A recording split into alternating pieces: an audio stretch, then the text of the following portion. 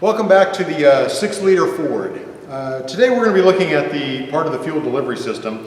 This happens to be the horizontal fuel conditioning module for a 6-liter Ford Power Stroke. These are on all the F-Series pickups, mounted on the inboard frame rail right underneath the driver's seat. It is considered a module for the reason that it contains a number of different components. We have a lift pump and fuel heater. We have a fuel water separator sensor. We have a water trap with a water drain, full housing assembly with primary fuel filter.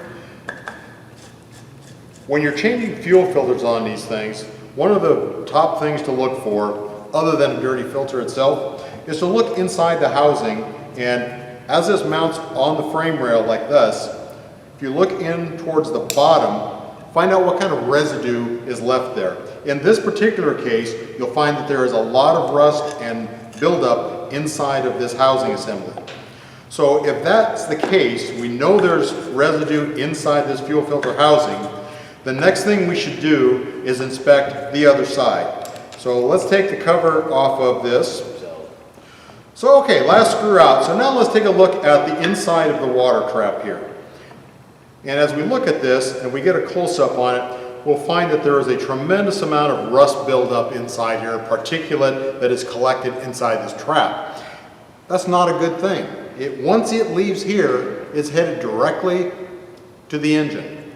Now obviously we have a secondary fuel filter up there, but all of this residue has made it past the primary fuel filter. There's going to be a certain percentage of this that makes it past the secondary fuel filter. The next stop is the injectors, where it's going to cause issues. This is not an uncommon occurrence. You can see here in the bottom, again, there is a lot of buildup internally. This is not a good piece to put back on the vehicle. These come equipped with a drain plug in them. Ford recommends that they be drained on a periodic basis to get the water out of the system, which results in a lot of this type of rust buildup internally. So if you're not draining them on a periodic basis, you're definitely going to have issues with buildup inside them.